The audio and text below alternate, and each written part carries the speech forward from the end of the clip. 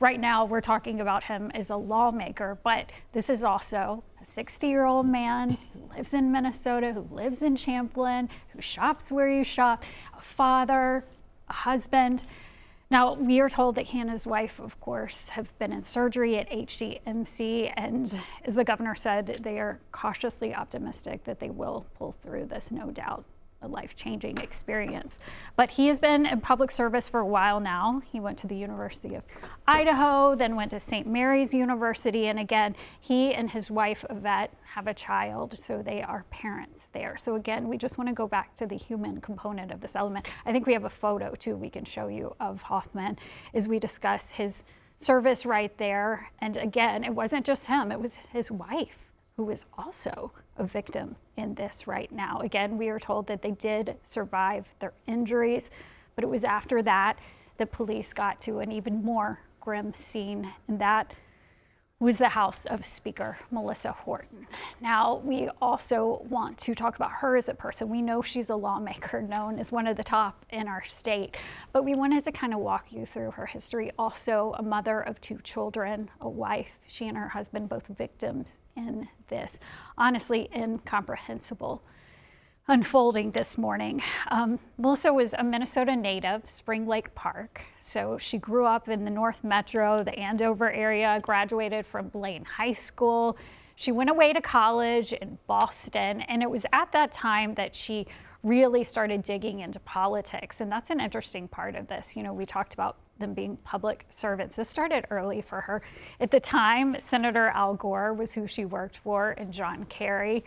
And it really ignited her love for public service. And she really dug into it in 2004 here in Minnesota, really worked her way up the ranks, chaired so many different departments, did so much public service. I mean, Girl Scout leader, nonprofits all over Anoka County, just cared about the environment, cared about volunteering, cared about education, and that every kid got a chance. Something recently she was really passionate about, issues with immigrants in Minnesota. Now, this is such an example. She was a regular here in this very room just a few weeks ago. She was in the studio. We're here at WCCO, and she would regularly come by and talk with us. And she basically, things didn't go her way in the voting. And I just want to show you how she talked about the power of compromise. And this is just kind of epitomizes who she is. This is just some sound from a few weeks ago about how when you're in public service, you got to learn to compromise. I think, you know, speaking to the compromise, it was a demand by the GOP to settle the budget. We fought really hard. We were in a room about 12 hours a day together from about April 30th through May 14th with Senate Majority Leader Aaron Murphy and Governor Walz and me, fighting really hard to preserve this health care. These are people who live in Minnesota, they work in Minnesota, they go to church with us, their children go to school with our children. It's a poor population, they pay taxes just like the rest of us.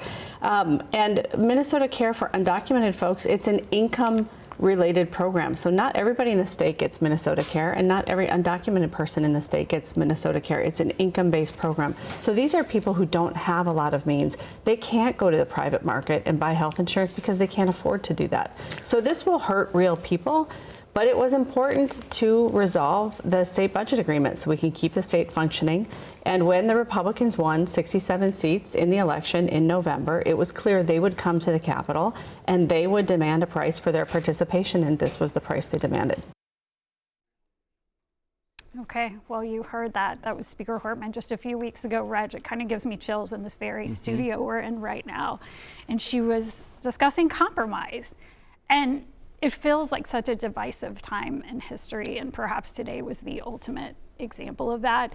And we have so much proof here that she cared about compromise and she cared about working with people as a public service right there. I know too, a lot of people have questions about this case, and so you can see that Jennifer has stepped away right now. She is actually, I mean, I can't think of many people better at finding answers than Jennifer Bailey. So Reg, she That's is right. going to go Our do senior some investigative digging reporter. for us. She's going to go find out exactly what is going on, especially when we're dealing with this manhunt. Police are still looking for the individual who basically killed Speaker Hortman and her husband, as well as injured DFL Senator John Hoffman and his wife Yvette.